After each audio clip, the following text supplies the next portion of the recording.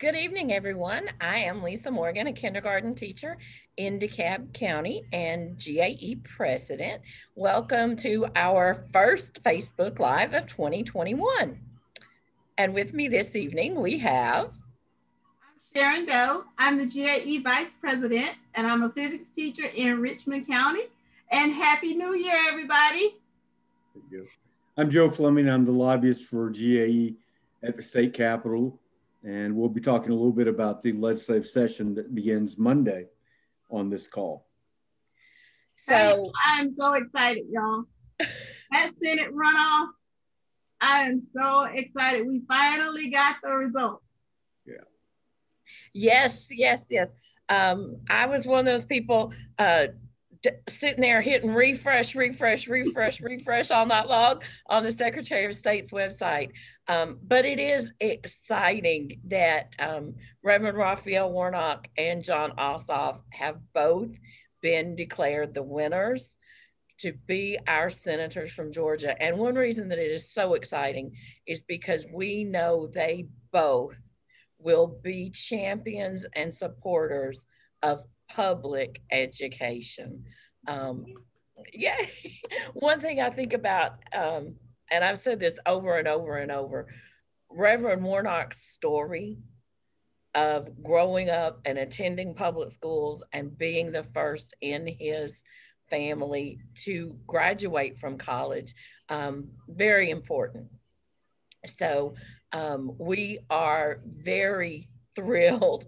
And we do have people watching us tonight. We were wondering if we would have anyone watching us tonight or if everybody would be watching the news. And we know everybody's been tuned into that all day.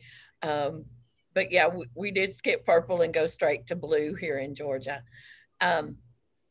So we were supposed to have a guest tonight, and we're not sure what might have happened, but we know Dr. Ah is a doctor, so those things happen, as well as we know things are not what they should be in our country at the moment. So we're going to probably have a shortened version of Facebook Live tonight, but we did want to give you the updates that we have and talk about some of the things that are upcoming because they are very important for our members and our students. So to kind of kick that off, Joe, next Monday, January 11th, is day one of the 40-day legislative session. So what are we looking at this year? So you're correct. The session starts this coming Monday. We will know the governor's proposed budget we'll probably get some ideas on Monday. I believe on Wednesday, he'll make a State of the State address to the General Assembly and outline the specifics of his budget. One of the key challenges and priorities for us is education funding. Public education and QBE took a $1 billion cut in funding last year. That's a huge amount. Of course, the budget will be highly impacted by tax revenue collections and whether they've turned up. Obviously, we're interested now in beginning the process of clawing back some of that $1 billion so we don't go through multiple years of austerity cuts such as we saw during the Great Recession around 2008, 2007, 2008. So to the extent possible, we're going to be fighting against any additional cuts and trying to bring back funding for those programs that were severely impacted this session. So again, the session starts Monday. Normally on Monday, the governor and the speaker and lieutenant governor address the Georgia Chamber of Commerce's eggs and issues. And they usually tease some of their priorities. And again, Tuesday and Wednesday, we'll have better ideas on that budget. But that certainly is going to be one of our highest priorities is stop the bleeding funding. Some legislators said, well, we can make these cuts because a number of school districts have healthy reserve funds. Well, a lot of them depleted it, and certainly that money is not easily renewed. So we're going to be looking for funding on that. That said, I do think the teacher pay raise that the governor had proposed at the beginning of last year is probably unlikely this year. He has made a commitment to provide a $5,000 total raise in his first term. He did 3,000, which is commendable, and we applaud that. I expect him to try to get the remaining 2,000 probably next year, which is an election year, so that he can complete that promise. But certainly we'll be on guard and working to make that happen. You know, other issues that I think we're going to see, and possibly at the early part of the session, is the return of private school vouchers. To me, these are essentially taxpayer-funded private school tuition subsidies for wealthy parents, because that's who uses it. They sell vouchers as a hope to families that need financial assistance for higher education, and if they choose private schools. But the amount of the so-called scholarship, the private school voucher, isn't nearly enough to cover the cost of private schools. So the ones that end up using it are the ones whose kids are already in private school, and this gives them additional subsidy to lower their tuition and a tax credit as well. So it did pass the Senate last year. It did not get taken up by the House. I wouldn't be surprised to see the same bill introduced last year be resurrected this year. This is the first of a 2-year term, so no bills from last year carry over this year. Everything will have to be reintroduced. Lisa may want to talk about waivers and some of the concerns that we have about that, and we'll be working this session to educate lawmakers on what problems we see with the current school district waivers, where a district can apply, for example, for a waiver from class size. And those waivers are normally granted supposedly in exchange for enhanced academic improvement. I think it's difficult to demonstrate that increasing class sizes is going to improve scholastic performance. But and right now, those districts without limitations under class size and who have waivers from class sizes essentially have no limit to the number of students they can put into a classroom.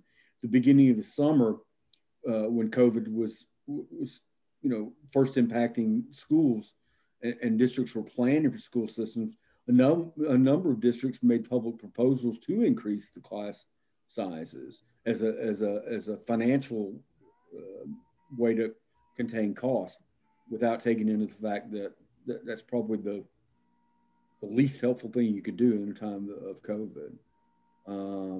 So those are a couple of the issues we'll be working on. We'll also continue to be vigorous in defending the teachers' retirement system this year from legislation that might reduce or eliminate some benefits for teachers. So it's going to be a busy session for us with a lot of high-profile things going on. Lisa, I didn't mean to put you on the spot. Did you want to say anything about the need to begin to look at waiver reform? I kind of think I want to talk about that in terms of our first commercial was going to be for Lobby and Learn, our GAE Lobby and Learn Part 2, which is Saturday morning from 9 until noon. And the link is already in the comments for you to register. We would like to have a lot of our members register for that. This is going to be the session. We're 2 days away from the legislature going back into session, and we're really going to be talking about those things and providing you as the member the information you need to know, so you can be the one to talk to your legislator and have all the information to help them understand what happens in your classroom because of these waivers. I can talk about having 28 kindergartners in my classroom because of a class size waiver all day long. But for somebody, Sharon, when you talk about having too many people in your classroom and trying to do a science lab, that comes across differently. And our legislators really, I think, Joe, I'm correct in this, they listen to those educators who are in their districts, who teach in their districts. So we want as many of our members as possible to have all this information and to be able to discuss it with their legislators. So sign up for Lobby and Learn on Saturday. The waivers are basically, they were originally granted for during the Great Recession to save money. And now they're saying it's supposed to be about student achievement. But as you said, I don't see how increasing class size is going to increase the learning of our students. So it's not just class size. There are waivers to prevent teachers from having duty-free lunch that affect gifted programs, that affect English as a second language programs, that actually allow districts to waive the salary schedule for teachers. It's pretty amazing how easily districts can get waivers from the standards that are set in state law. One of the ones that when we read through the list, the fact that our districts can waive the amount of health and physical education our students get. That's something that I would think if we go out on the street, we would have universal agreement that our children need more health and PE as in school, but it can be waived so they have less. Duty-free lunch, you talked about that. I have a new high school story to tell you about what a district's doing. And they're doing this because they have the waiver. So I'm going to use social studies as the example because that's the example I've been using. So this district, I'm not going to name them because it's probably happening in other places if it's happening in one. High school teacher has 3 different rosters for her 3rd period class. So they're on 4x4 block. So high school, they teach 3 classes a day. So first block, she teaches U.S. history. Second block, she teaches government. And then her 3rd block, she has 3 separate rosters. She has a roster for U.S. history. She has, with students listed that she's supposed to teach. She has a roster for economics with students she's supposed to teach. And then she has a 3rd roster for U.S. government and students she's supposed to teach. All in the same class? All in the same class at the same time. Wow, that's a lot. In the same class? Yes, in the same class at the same time. That should be very stressful for the teacher. And how much time can she dedicate to the kids if the kids are having problems? Exactly. That's Sharon, 3 preps in the same class. Yeah. Could you teach biology, physics, and chemistry all at the same time? No, ma'am. And I would not do it. No, ma'am. How?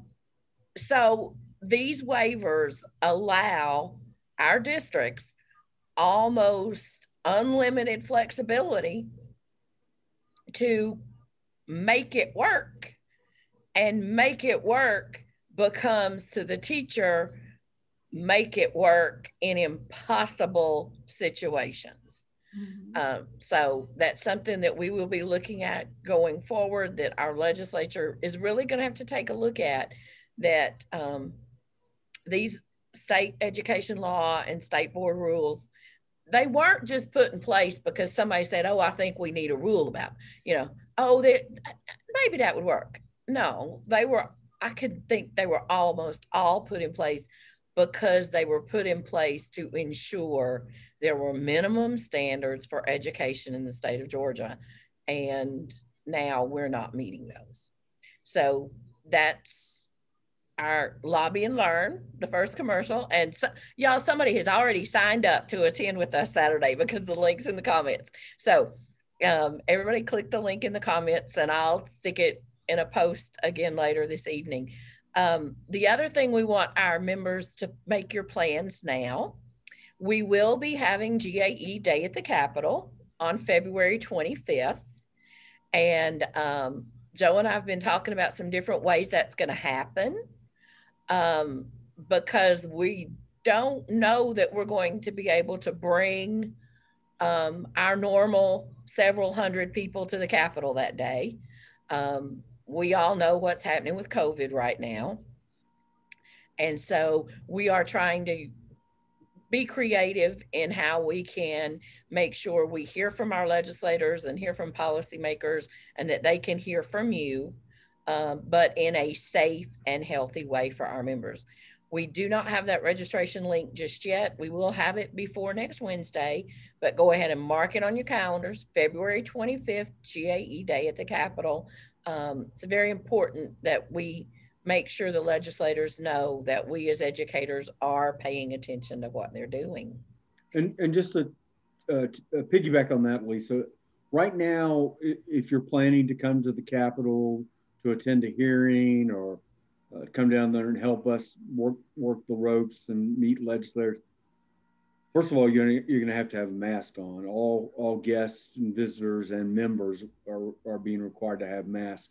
We don't yet have specific rules yet on, for example, committee hearings. We have the model to look at from last year when they reconvened in June after breaking for COVID, where committee hearings were essentially closed. There was really no seating for visitors or lobbyists, which really makes it tough because you're forced then to watch it on a little monitor on a wall. So right now, it looks like the best advice is we're going to have to convert to a virtual online lobbying grassroots present with email and phone calls, and all the committee hearings are broadcast on the Georgia General Assembly website. So that's another way to keep up with things and participate. Sorry to interrupt you, Lisa.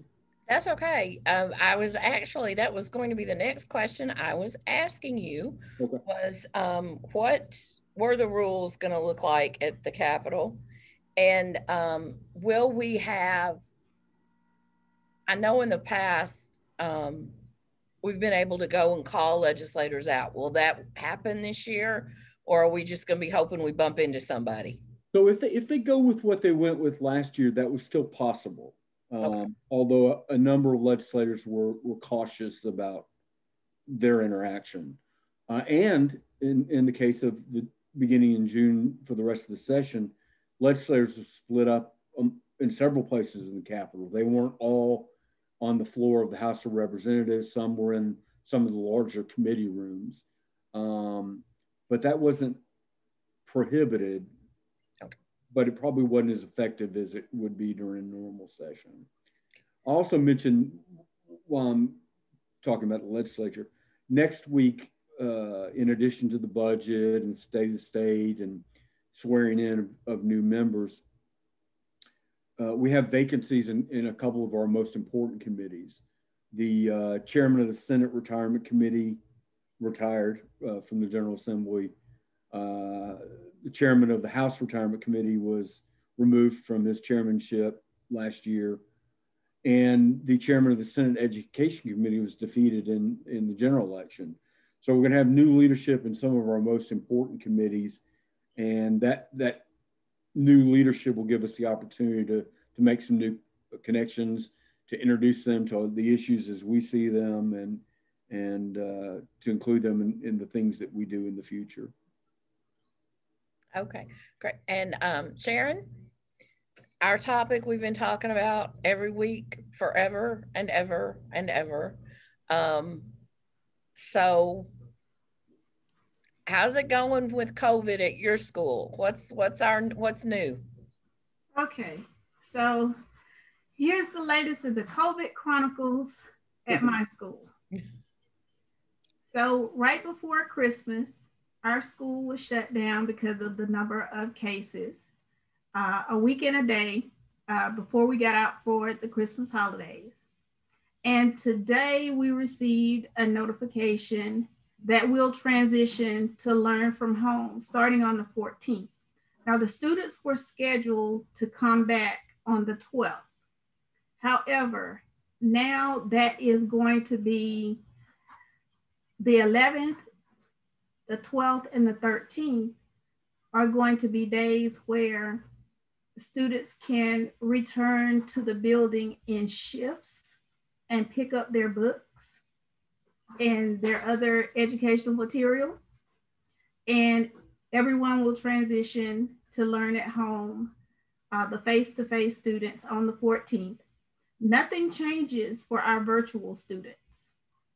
Our virtual students will continue with their education on the 12th as usual. But yes, the cases are going up in Richmond County and other surrounding areas. And I am just happy that we are fortunate enough in Richmond County to have a superintendent who listens to the health, the public health officials. And I think he has the best, everyone's best interest in mind in the decisions that he makes.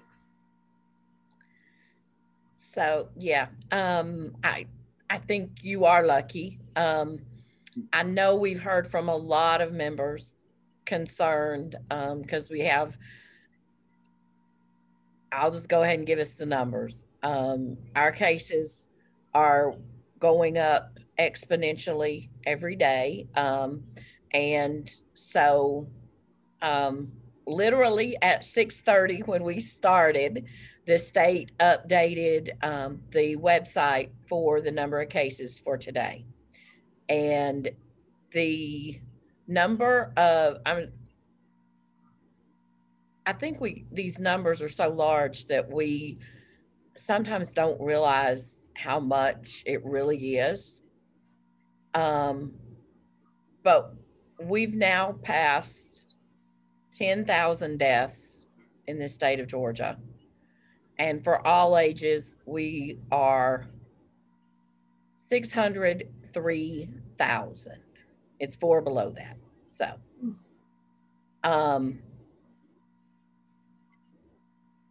I don't know how we get people to comprehend what that really means.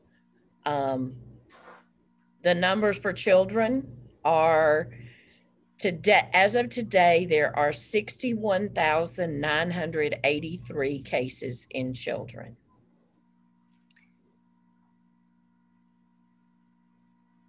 This is just the one that tells the whole story. November 30th, there were 40,361. There have been over 21,000 cases since November 30th. Wow, that's a lot. That's a lot. And that tells me we shouldn't be trying to do anything face to face right now. Well, Lisa, I'm sure you've seen the stories that some of the new strains, children are more vulnerable to it. You know, the proponents of reopening schools have said, kids don't transmit it, which is not true. But apparently the newer strains maybe hit children and students even harder. And another thing that concerns me for educators is that the CARES Act was not extended. It ended on December 31st. So now if we're out because we're sick from COVID, it has to come out of our sick leave. Right. Right. And hopefully we will get some changes to that with a new Congress and a new president and a new Secretary of Education and 2 new senators from Georgia. But the one thing I want to mention about that, one more commercial, and the link is already in the comments. Next Tuesday night from 6 p.m. to 7 p.m., NEA is doing a town hall about COVID and the vaccine, and hopefully they will provide some more of the answers for all of our questions. and we will work to get Dr. Off rescheduled. I'm sure something came up, and that's what happens when you are a doctor. Your schedule can change due to emergencies. And I think we all know that our hospitals here in Georgia are feeling the strain of all of these cases and hospitalizations. So we kind of had a short Facebook Live tonight, but it's kind of a interesting day to day. And I know probably most of our people that we normally would have been watching tonight are watching what's happening in DC. And I think it's just a time that we, it's a moment that we will discover how wise our founders were. And I think this is one of those things that we can see how we come out on the other side, and hopefully we'll come out on the other side talking to each other once again, and caring about not only ourselves but our fellow man, woman, child, maybe some more empathy and caring. It's a lot to be optimistic about too. I mean, there are new beginnings this year. There's a vaccine available. So I'm hopeful 2021 is going to be an outstanding year for everyone personally and for GAE professionally. And we will have an update next week as well about where we stand with our lawsuit.